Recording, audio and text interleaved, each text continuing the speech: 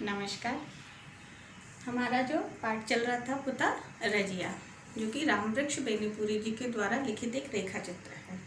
कल मैंने वो रेखा चित्र के बारे में बताया था कि रेखा चित्र क्या होता है, और हमने इस पाठ की विषय वस्तु के बारे में चर्चा की थी या कथासार के बारे में चर्चा की थी। आज हम जो इस रेखा चित्र की प्रमुख पात्र है रजिया नामक एक चूड़ीहारन, तो उसके व्यक्तित्व की विशेषताओं के बारे में बात करेंगे। क्योंकि ये जो पाठ है, जो ये रेखा चित्र है या पाठ है, तो वो रजिया के जीवन पर ही आधारित है। इसलिए इससे संबंधित जो प्रश्न पूछा जाता है वो पूछा जाता है कि रजिया के व्यक्तित्व की विशेषताएं बताइए, यानी कि रजिया के व्यक्तित्व की विशेषताओं पर कोई प्रश्न पूछा जा सकता है। तो रजिया का जो सामान्य परिचय है वो हम एक तरह से कथासार में पढ़ चुके हैं कि रजिया एक चूड़ीहारन की बेटी थी। बचपन में वो लेखक से मिलती थी, और लेखक से मिलती थी तो लेखक का उसके प्रति एक सहज आकर्षण था, और धीरे धीरे वो सुलभ आकर्षण अंतिम पड़ाव तक भी आकर्षण बना ही रहा था। तो इसी को उन्होंने अपने, क्योंकि ये रजिया नाम की लड़की उनकी स्मृति में ऐसी रह गई क्योंकि उनका उसके प्रति आकर्षण था, जीवन भर आकर्षण था, तो इसके बारे में इन्होंने अपने रेखा चित्र में लिखा। तो जो पहली बात है कि वो है इसकी रजिया के व्यक्तित्व की विशेषता है, वो पहली है बाल सुलभ उत्सुकता से पूरित।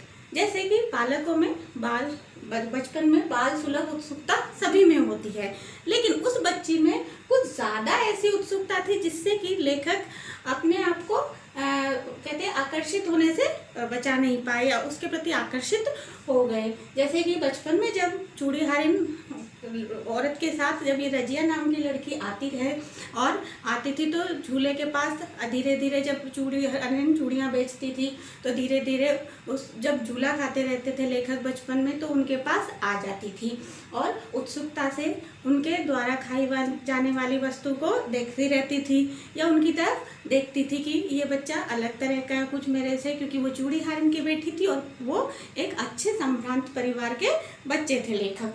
तो एक बच्चों में उत्सुकता होती है ना कि किसी अमीर व्यक्ति के पास जाते हैं और उसको अलग तरह से देखते, तो उसमें भी वही उत्सुकता थी कि जिससे वो उस सब चीज़ों को देखती थी। बचपन में जो लेखक झूला झूलता था, बचपन में वो पुए हुए खाते थे, ढेकुए पर झूला झूलते थे, तो वो उस तरह से उत्सुक रहती थी उन सब चीज़ों को देखने के लिए।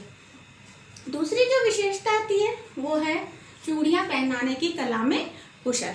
जब ये चूड़ीहारन की बेटी रजिया बड़ी हुई तो वो क्या हुई, चूड़ियाँ पहनाने की कला में भी निपुण और कुशल हो गई। जैसे उसकी माँ कुशल थी वैसे ही वो चूड़ियाँ पहनाने में कुशल हो गई।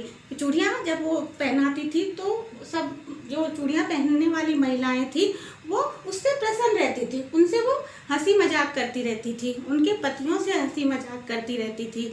तो क्या था कि वो सब जब इससे क्या होता था, जब उनको बातों में लगा लेती थी तो उसकी चूड़ियाँ अच्छी बिकती थी। तो हम कह सकते, और लेखक ने जैसे लिखा है कि उसके जो द्वारा जो कोमल हाथों से जो चूड़ियाँ पहनाई, जब वो यंग हुई तो जो उसके द्वारा चूड़ियाँ पहनाई जाती थी तो उसी से जो वो इतने अच्छे तरीके से चूड़ियाँ पहनाती थी कि जो नई वधुएं हैं उससे ही चूड़ियाँ पहनना पसंद करती थी।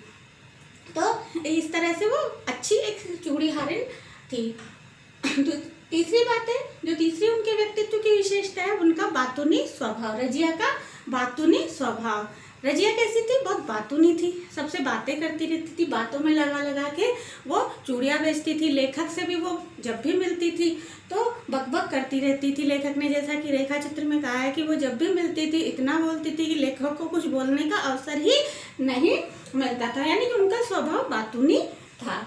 अगला है आकर्षक व्यक्तित्व। उनका जो व्यक्तित्व की अगली विशेषता है वो आकर्षक व्यक्तित्व, जिसके बारे में लेखक ने लिखा है कि जब वो ये थोड़ी किशोर अवस्था में आई तो या वयसंधि को प्राप्त हुई तो वो धीरे धीरे शर्माने लगी। और जैसे होता है ना कि एक किशोर लड़की होती है तो सब शर्माने सब जाने लगती है, उसके बहुत गोरी चिट्ठी हो गई थी, तो इससे क्या थे कि आकर्षित होते थे लोग, और उसके आकर्षक व्यक्तित्व के कारण ही लेखक ने लिखा है कि जो चूड़ियाँ पहनने वाली स्त्रियाँ थी उनके पति भी उसकी तरफ आकर्षित रहते थे और वो उसकी चूड़ियों के पैसे आसानी से खर्च कर देते थे। और जो उस अवस्था के जो युवक थे वो भी उसकी तरफ आकर्षित रहते थे। तो इस तरह से यानी हम कह सकते हैं रजिया का जो व्यक्तित्व था वो बहुत ही आकर्षक था। अगली बात करते हैं कि सफल चूड़ीहारिन, यानी कि वो चूड़ियाँ बेचने में सफल रही, यानी मतलब वो अपना जो बिजनेस था चूड़ी बेचने का तो उसमें सफल थी। कैसे कि जब उसको पता चला कि अब लाख की चूड़ियाँ कम बिकने लग गई है तो वो नई डिज़ाइन की नई फैशन की चूड़ियाँ खरीद कर लाती और उसके साथ साथ अन्य सामान भी साथ में लेकर आती, जिससे कि नई जमाने की या नई फैशन की चीज़ें बिक सके। तो इस तरह से वो अपना जो चूड़ी बेचने का व्यापार है तो वो आसानी से करती थी, तो इसीलिए उसको कहा गया कि वो सफल चूड़ीहारिन थे। अगली है हंसमुख एवं चुहलबाज। हंसमुख था उसका स्वभाव और चुहलबाज यानी मजाक करती रहती थी, लोगों से हंसी ठिठोली करती रहती थी, जिससे उसकी चूड़ियाँ आसानी से बिक जाती थी, या फिर वो उसका नेचर ही ऐसा था। जैसे कि लेखक ने कहा है कि जब एक बार उसका जो पति था वो उससे पति उसके साथ चूड़ियाँ बेचने जा रहा था तो लेखक ने पूछा कि यह कौन है, तो उसने मजाक में कहा कि ऐसे ही कोई मन चला है जो चला आ रहा है।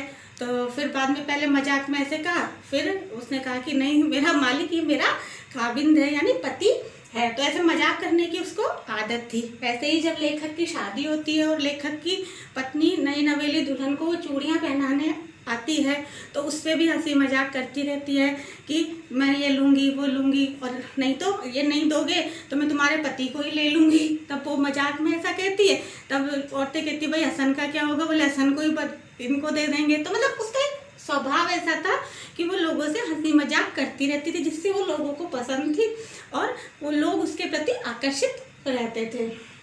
फिर है समय की पारखी, यानी कि वो समय की पहचान जानती थी। जैसे समय बदला, बचपन में उसका स्वभाव अलग था, बड़ी हुई तो उसने समय को पहचाना और उसकी माँ के समय की चूड़ियों की जगह नए समय की चूड़ियाँ बेचने लगी। फिर जब उसकी वृद्धावस्था होती है तब वो लेखक से मतलब अलग तरह से बातें करती है और उन चीज़ों को समय को पहचान लेती है कि भाई ये अब नेता बन चुके हैं। अगला है जिज्ञासु। उसमें जिज्ञासा का स्वभाव, यानी चीज़ों को जानना चाहती थी, नई नई चीज़ों को जानना चाहती थी। तो लेखक से जब भी मिलती थी तो वो नई नई चीज़ें जानने की बातें करती थी, नई नई बातें पूछती रहती थी, क्योंकि वो थोड़ी पढ़ी लिखी नहीं थी और लेखक थे जो एक पढ़े लिखे व्यक्ति थे। तो उसमें उन चीज़ों को जानने की जिज्ञासा रहती थी जो जिनके बारे में वो नहीं जानती थी। अगली जो विशेषता उनकी व्यक्तित्व की वो है आत्मीय भाव से परिपूर्ण। आत्मीय भाव से मतलब किसी को आत्मा से, वो उसके अंदर हर किसी के प्रति आत्मीय भाव था, यानी आत्मा से सबके लिए भला सोचती थी, अच्छा सोचती थी, आत्मा से जुड़ जाती थी, हर किसी के दुख को दुख, सुख को सुख समझने वाली महिला थी। तो इस तरह से उनके आत्मीय स्वभाव की वजह से ही लेखक उनके प्रति आकर्षित रहते हैं और जैसे कि मैंने बताया जीवन पर्यंत एक सहज आकर्षण से जुड़े रहते हैं। तभी वो जब अंतिम अवस्था में जब वो मरती है तब भी लेखक उनके पास चले जाते हैं और उनसे मिलते हैं। यानी कि जीवन के हर पड़ाव पर, बचपन से लेकर वृद्धावस्था तक लेखक उनके आत्मीय स्वभाव की वजह से, आत्मीय भाव की वजह से इसे भुला नहीं पाते और इनका जीवन पर्यंत एक आकर्षण बना रहता है। तो इस तरह से जो रजिया के व्यक्तित्व की विशेषताएं हैं वो आप पाठ पढ़ोगे तो आप और भी कुछ विशेषताएं उनमें से ढूंढ सकते हो और उन्हें अपने कुछ बिंदुओं में लिख सकते हो। वैसे आपको कक्षा में जब भी मैं पढ़ाती हूँ तो आपको ये बिंदु नोट कर लेने चाहिए, जिससे आप आसानी से प्रश्नों के उत्तर लिख सकें। धन्यवाद।